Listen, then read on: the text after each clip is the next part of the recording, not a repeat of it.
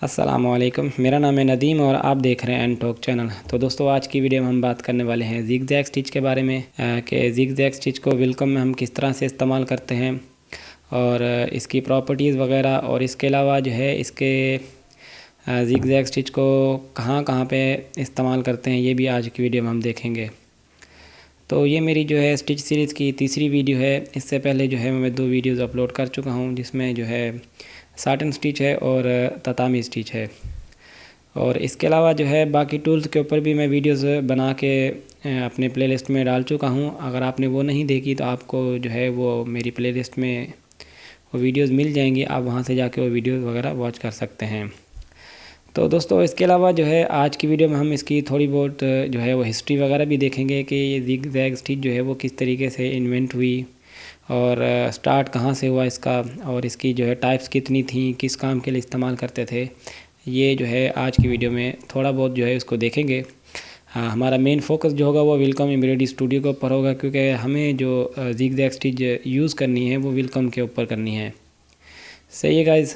तो चलिए फिर वीडियो स्टार्ट करते हैं। वीडियो शुरू करने से पहले अगर आपने मेरे चैनल को सब्सक्राइब नहीं किया तो मेरे चैनल को सब्सक्राइब कर दीजिए और साथ में जो बेल आइकन है उसको भी ज़रूर प्रेस कर दीजिएगा। तो चलिए वीडियो स्टार्ट करते हैं। तो दोस्तों, सबसे पहले जो है हम इसकी थोड़ी बहुत हिस्ट्री वगैरह देख लेते हैं कि जिग जैग स्टिच को जो है वो किसने ईजाद किया था। तो यहाँ पे ये है, देखें आपके सामने मैंने एक जो है थोड़ी बहुत लिस्ट वगैरह बना रखी है जिसके अंदर इसकी तमाम डिटेल मौजूद हैं।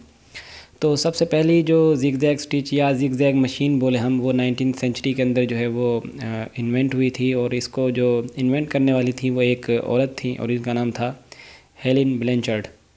इन्होंने 19th सेंचुरी के अंदर जो है इसको ईजाद किया था।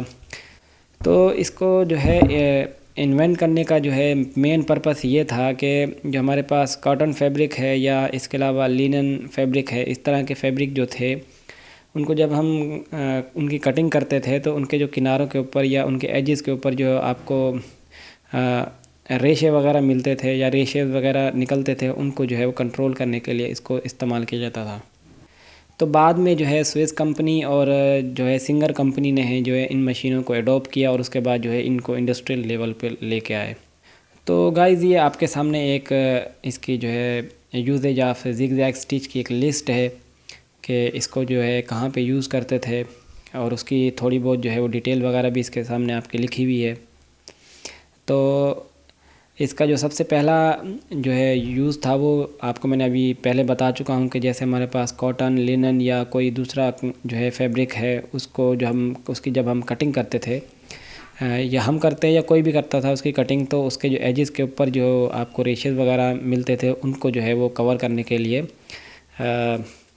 इसको जिग जैग स्टिच को इस्तेमाल किया जाता था। जिग जैग स्टिच ऐसे समझ लें जैसे आजकल हमारे यहाँ जो है ओवरलॉक होती है कपड़ों के या दुपट्टों के ऊपर किनारों के ऊपर जो ओवरलॉक किया जाता है, उसको उसी तरह से ये काम करती थी।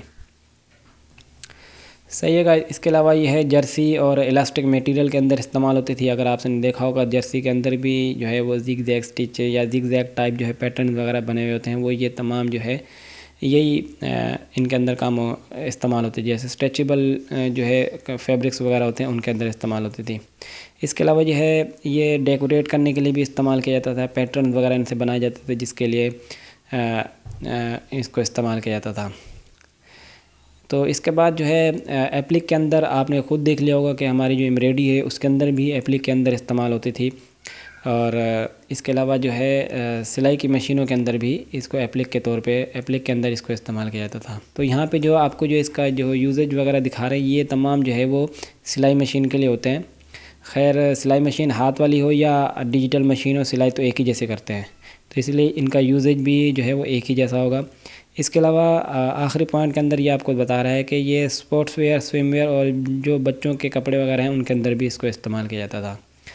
तो इसकी ये हिस्ट्री थी और इसका जो है वो यूजेज था कि इसको वो आखिर बनाया किस पर्पज़ के लिए गया था। तो ये आपके सामने कुछ इसके पॉइंट्स वगैरह थे जो मैंने आपके साथ डिस्कस कर दिए। इसके बाद आती हैं इसकी types of zigzag stitch. अब ये जिग जैग स्टिच जो टाइप्स वगैरह हैं ये हैं आपकी उस मशीन के लिए जो सिलाई मशीन के लिए हैं, ना कि हमारे लिए जो हम लोग यहाँ पे एम्ब्रॉयडरी के अंदर इस्तेमाल करते हैं। यहाँ पे zigzag stitch as a effect के तौर पे इस्तेमाल होती है, या दूसरे इसके जो यूजेज वगैरह है वो आगे आएंगे मैं आपको बताऊंगा। लेकिन अभी फ़िलहाल जो है वो यहाँ पे सिर्फ आपको मैं इसकी हिस्ट्री और इसका थोड़ा बहुत जो है वो नॉलेज दे रहा हूँ, क्योंकि शुरू से आपको पता होगा तो आपको ये इसको इस्तेमाल करने में आसानी होगी कि ये कहाँ से इसको जो है वो बनाया गया, किस तरीके से बनाया गया और कौन कौन से स्टेप से होके ये आए हम तक पहुँची।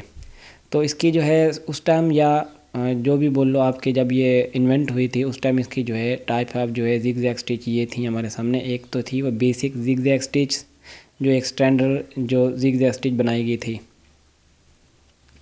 उसके बाद साटन स्टिच हम जो है वो भी जो है वो ज़िगज़ैग स्टिच की ही एक टाइप के अंदर आती है, क्योंकि साटन जो है वो बिल्कुल उसकी जो स्टिच के अंदर जो स्पेसिंग होती है वो बिल्कुल ही कम होती है, और ज़िगज़ैग स्टिच के अंदर जो है स्पेसिंग ज़्यादा हो जाती है। तो वो दोनों हैं सेम ही, एक ही उसके अंदर काम करती हैं, साटन हो या ज़िगज़ैग हो। लेकिन यह है कि इनके अंदर सिर्फ विड्थ का जो या उनके अंदर स्पेसिंग का जो है फ़र्क होता है। और यहाँ पे आपके सामने लिखा हुआ भी है कि a very tight zigzag stitch used for decorative purpose. तो ये साटन स्टिच जो है वो बिल्कुल टाइट ज़िगज़ैग स्टिच होती है, उनके जो है टाँकों के बीच जो है वो गैप बहुत कम होता है। इसके बाद आती है ओवरकास्टिंग ज़िगज़ैग स्टिच। तो ये हमारे यहाँ इस्तेमाल नहीं होती, ये जो है वो सिलाई मशीन वगैरह में ओवरलॉक के अंदर या बाकी चीज़ों के अंदर जो है वो इस्तेमाल किया जाता था। इसके बाद आता है ट्राईकोट स्टिच या लाइटनिंग बोल्ट स्टिच। तो ये भी जो है हमारे यहाँ जो है एम्ब्रॉयडरी में तो मैंने नहीं देखी कि कहाँ पे इस्तेमाल होती है, लेकिन यह है कि ये सिलाई मशीनों में इस्तेमाल होती हैं। और ये ज़्यादातर जो है वो नाइट फैब्रिक्स वगैरह या स्ट्रेच फैब्रिक्स जो होते हैं उनके अंदर इस्तेमाल होती है।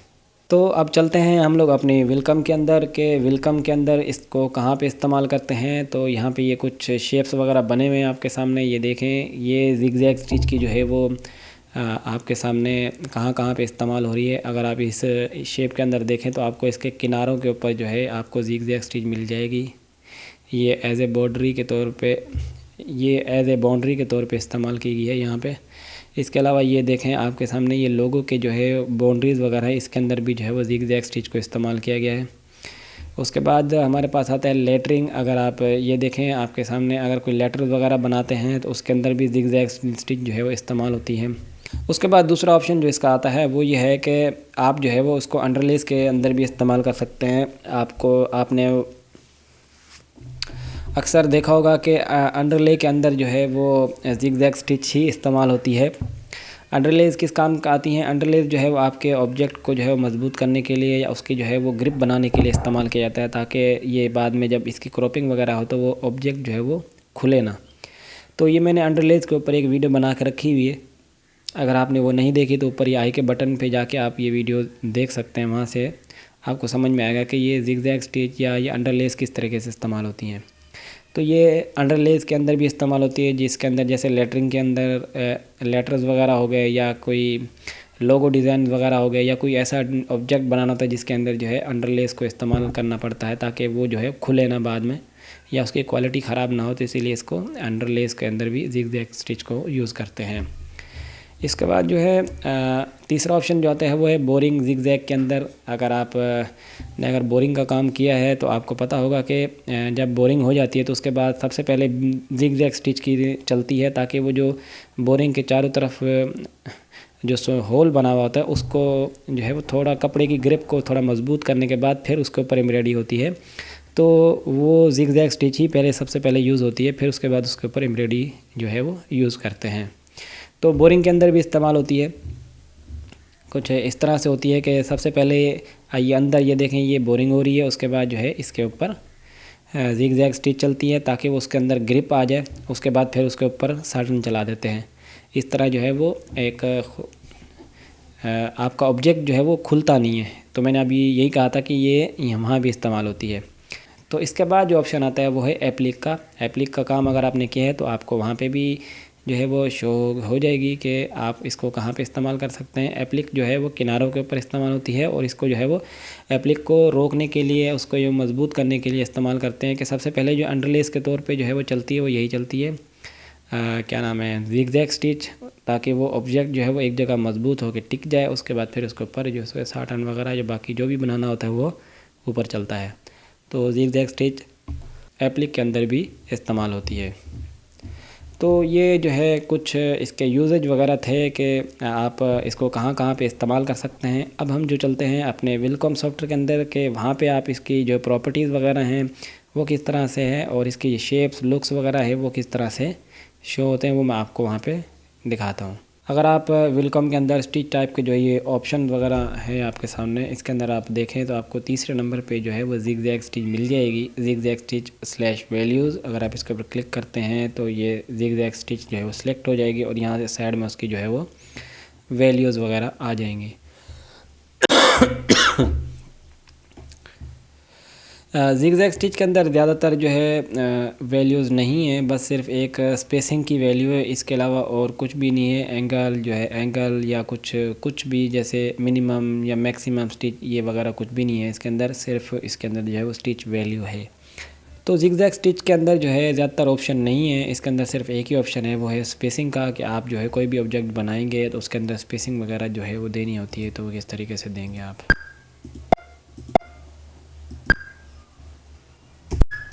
अब आप यहाँ पे देखें ये मैंने एक ऑब्जेक्ट बनाया है यहाँ पे। तो ज़िगज़ैग स्टिच जो है वो इस तरीके से काम करती है। आपके सामने ये शो हो रहा होगा कि इसकी जो स्पेसिंग है, अगर मैं इसकी स्पेसिंग कम करता हूँ, 1 कर देता हूँ,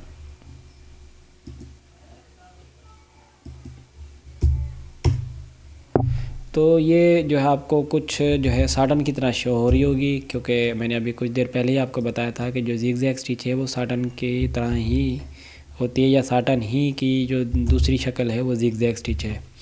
ज़िगज़ैग स्टिच के अंदर स्पेसिंग बढ़ा के उसका लुक जो है वो चेंज किया जाता है। अब यहाँ पे देखें आपके सामने, अगर मैं इसको 2 कर देता हूँ तो ये आपके सामने जो है वो एक ज़िगज़ैग स्टिच बन जाएगी। इसके अलावा एक और ऑब्जेक्ट भी बना लेते हैं ताकि पता चल जाए कि ज़िगज़ैग स्टिच काम कैसे करती है।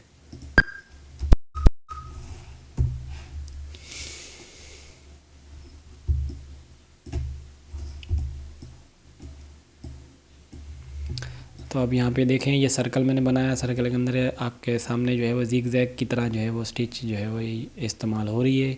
तो ये ज़िगज़ैग स्टिच होती है। अच्छा, इसके अंदर जो है आपको एंगल वगैरह नहीं मिलेंगे, उसके अलावा आपको इसके अंदर स्प्लिट भी नहीं मिलेगा। ज़िगज़ैग स्टिच के अंदर ये ख़ासियत है कि आप इसके अंदर एक हद तक जो है वो स्प्लिट रख सकते हैं। और इसके बाद आपको उस ऑब्जेक्ट को अगर बढ़ाना है तो आपको उसके अंदर क्या करना होगा,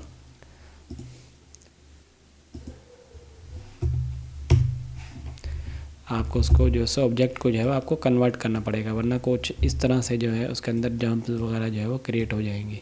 ठीक है गाइस, तो ये जो है वो ज़िगज़ैग स्टिच है। आप इसके अंदर जो है वो स्प्लिट वगैरह नहीं लगा सकते। आपको उसके लिए आपको फिर या तो इसको इनपुट ए में कन्वर्ट करना पड़ेगा, या फिर आपको दूसरे ऑब्जेक्ट के अंदर इसको कन्वर्ट करके फिर आप इसको जो है वो स्प्लिट लगा सकते हैं। इसके अलावा आप स्प्लिट नहीं लगा सकते।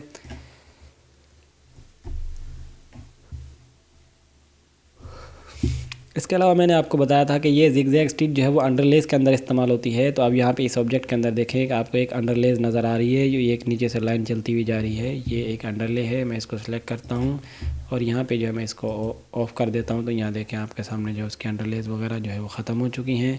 और यहाँ पर अंडरले के सेक्शन के अंदर आप यहाँ आएँ तो फर्स्ट अंडरले को सेलेक्ट करते हैं तो यहाँ भी आपको ये मिल जाएगी ज़िगज़ैग स्टिच, और डबल डी ज़िगज़ैग स्टिच जो है वो इस्तेमाल होती है। सही गाइस, तो ये ज़िगज़ैग स्टिच अंडरलेस के ऊपर जो है मैंने एक पूरी डिटेल वीडियो बना के रखी हुई है। आपने वहाँ से जाके इसको सही से देखना है, ताकि आपको जो है इसकी अंडरलेस वगैरह भी इस्तेमाल करनी है और बाकी चीज़ें भी इस्तेमाल करनी आ जाए। अब ये देखें आप, इसके अंदर मैंने डबल ज़िगज़ैग डाली हुई है। तो ये डबल ज़िगज़ैग जो है ऑब्जेक्ट के नीचे भी आ रही है और ऊपर भी ज़िगज़ैग चल रही है। ऊपर क्या करते हैं हम लोग, इसकी साटन स्टिच जो है वो हम चेंज कर देते हैं, यहाँ से कुछ भी कर देते हैं, साटन कर देते हैं, और इसकी स्पेसिंग मैं बढ़ा देता हूँ, 1 पे कर देता हूँ। तो अब यहाँ देखें ये ऑब्जेक्ट तो साटन के अंदर इस्तेमाल हो रहा है, लेकिन इसके नीचे जो है वो ज़िगज़ैग जो इस्तेमाल हो रही है, वो मतलब नीचे जो इस्तेमाल हो रहा है वो ज़िगज़ैग इस्तेमाल हो रहा है। तो यहाँ पे आपको ये समझ में आ गया होगा कि ज़िगज़ैग किस तरीके से इस्तेमाल करते हैं, या कहाँ कहाँ पे इस्तेमाल होते हैं, क्यों इस्तेमाल करते हैं। तो ये ज़िगज़ैग स्टिच के बारे में था। इसके अलावा इस ऑब्जेक्ट के अंदर भी आप देखें कि आपको अंडरलेस के अंदर जो है इसका ऑप्शन मिल जाएगा। ये देखें फर्स्ट अंडरले और सेकंड अंडरले दोनों डली हुई हैं। सेकंड अंडरले मैं ऑफ़ कर देता हूँ। सेकंड अंडरले जो थी वो बाहर किनारों पे चल रही थी, और फर्स्ट जो चल रही है वो अंदर सेंटर की चल रही है। सही है। तो ये होगा,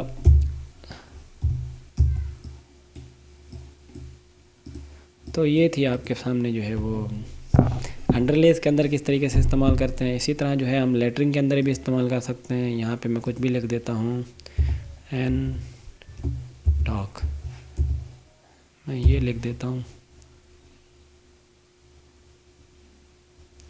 और क्रिएट टेक्स्ट कर देता हूँ।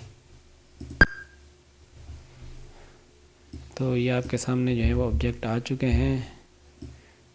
तो ये आपके सामने जो है वो लेटर वगैरह आ चुके हैं, लेकिन इसके अंदर जो स्टिच नहीं है, इसके अंदर स्टिच जनरेट करने के लिए जी प्रेस करना पड़ेगा, तो ये जनरेट हो जाएंगे। अब इसके अंदर आप देखें कि स्टिच टाइप कौन सी है। यहाँ से आप सर्टन देख रहे हैं, और मैं अगर जिगजैग डालूँ तो ये जिगजैग के अंदर भी आ जाएंगे।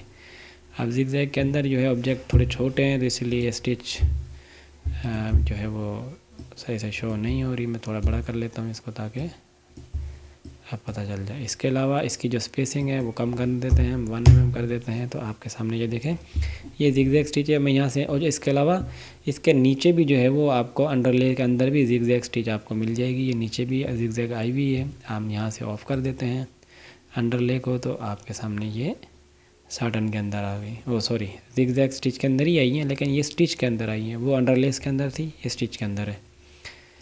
और यहाँ से स्पेसिंग और कम कर देता हूँ, 0.6 कर देता हूँ। तो आप अब देखें, ये आपके सामने जिगजैग स्टिच है। और जितनी स्पेस कम करते जाएंगे उसी हिसाब से फिर ये लुक चेंज करती जाएगी।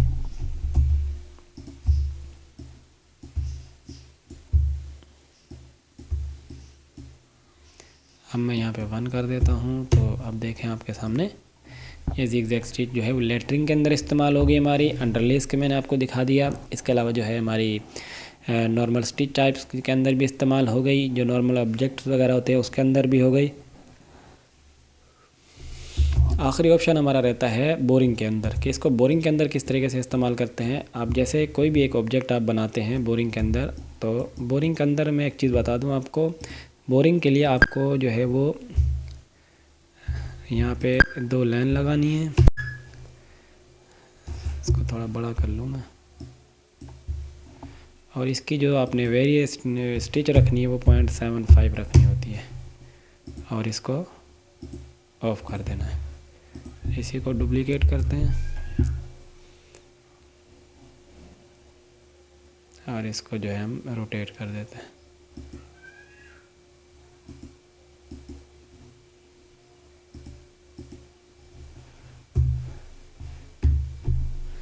इसके बाद इसको जो है हम ग्रुप कर लेते हैं,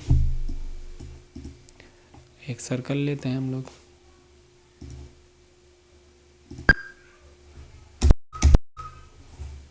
और सर्कल के अंदर जो है वो सर्कल लेते हैं दूसरा वाला, ये यहाँ पे ये वाला सर्कल, यहाँ से सर्कल लेंगे और यहाँ पे जो है खाली जगह ओके कर देंगे। जिगजैग स्टिच के अंदर जो है स्पेसिंग हम करेंगे 1 और इसके अंडरले ऑफ कर देंगे, और ये लाल। अब इसके अंदर ये है, आप इसको थोड़ा एडजस्ट कर सकते हैं।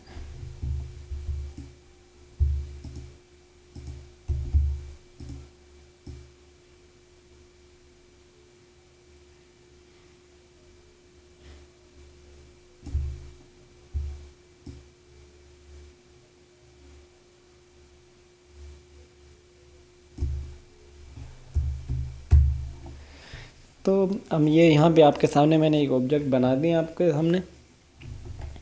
अब बोरिंग अंदर क्या होता है कि यहाँ पे नीचे बोरिंग तो हो जाती है, लेकिन अब यहाँ पे आपके सामने वो होल बन गया कपड़े का। तो कपड़े के ऊपर ये जिगजैग स्टिच जो है ये पहले चलाई जाती है, ताकि इसके ऊपर जो है वो कपड़े को जो है वो ग्रिप दे दे। और उसके बाद क्या करते हैं, उसी को डुप्लीकेट करते हैं और उसको सेलेक्ट करके हम साटन दे देते हैं। तो उसके बाद जो है फिर ये चलाते हैं हम लोग। सही है। तो इसकी जो है मैं स्पेसिंग कर देता हूँ 0.6। इस तरीके से जो है वो आपकी बोरिंग काम करती है। तो ये हमारी जो है आज की जो है वो वीडियो जो है वो तो आज की वीडियो जो है हमारी ज़िग-ज़ैग स्टिच के ऊपर थी। मैं उम्मीद करता हूँ कि आपको जो है वो ज़िग-ज़ैग स्टिच का जो है वो यूज़ करना आ गया होगा कि ज़िग-ज़ैग स्टिच को कहाँ पे इस्तेमाल करते हैं, किस तरीके से इस्तेमाल करते हैं। तो ये तमाम चीज़ें जो हैं वो ज़िग-ज़ैग स्टिच जो है इस्तेमाल होती हैं। तो आज की वीडियो में जो है इतने ही टॉपिक थे, क्योंकि तो आज की वीडियो में जो है वो मैं उम्मीद करता हूँ कि आपको मैंने जितने भी ये ऑप्शन वगैरह समझाए हैं ये आपको समझ में आ गए होंगे कि जो है वो क्या नाम है, ज़िग-ज़ैग स्टिच जो है वो आपको समझ में आ गई होगी कि इसको किस तरह से इस्तेमाल करना है, कैसे इस्तेमाल करते हैं। तो इसके अलावा जो है ज़िग-ज़ैग स्टिच हमारी जो क्या नाम है इसका डेकोरेशन के अंदर भी इस्तेमाल होती है, कि इसको इस्तेमाल एज ए डेकोरेटिव के तौर पे भी इस्तेमाल किया जाता है, मैंने आपको बताया था। इसके अलावा जो है मैंने आपको इसकी हिस्ट्री वगैरह भी बता दी कि इसको कहाँ कहाँ से बनाया गया, कौन सी टाइप्स वगैरह थी और किस तरीके से इसका इस्तेमाल हुआ। ये तमाम डिटेल मैंने आपको अभी वीडियो में बता दी। मैं उम्मीद करता हूँ कि आपको ज़िग-ज़ैग स्टिच की समझ में आ गई होगी कि ज़िग-ज़ैग स्टिच को कहाँ से कैसे इस्तेमाल करना है। और उसके साथ साथ जो है आप इसको इस्तेमाल जैसे जैसे करते जाएंगे तो आपका जो है वो नॉलेज भी बढ़ेगा और उसका आपके हाथ की रवानी भी बढ़ेगी, और उसके साथ साथ जो है इसका इस्तेमाल करना भी आपको आसान हो जाएगा, और भी चीज़ें आपके ऊपर खुलती जाएंगी कि आपने इसको कहाँ कहाँ किस तरीके से इस्तेमाल करना है। क्योंकि देखो ये स्टिच ये टूल्स वगैरह जो होते हैं, ये टूल्स समझना और डिज़ाइन बनाने में बहुत फ़र्क है। टूल तो हर कोई समझ लेता है, लेकिन जो है डिज़ाइन बनाना वो आपकी अपनी क्रिएटिविटी के ऊपर होता है कि आपको कहाँ पे कौन सा टूल किस तरीके से इस्तेमाल करना है। टूल का काम तो होता है, वो करता है काम, लेकिन आपको क्या आपके अपने ऊपर है कि ना कि इस टूल को कैसे यूज़ करना है। तो मैं उम्मीद करता हूँ कि आपको ये जो है वीडियो अच्छी लगी होगी। अगर अच्छी लगी है और आपको समझ में आई है तो मेरे चैनल को सब्सक्राइब कर दीजिए, और अगर नहीं अच्छी लगी तो कोई मसला नहीं है। तो मिलते हैं नेक्स्ट वीडियो में, तब तक के लिए इजाज़त दीजिए। अल्लाह हाफ़िज़।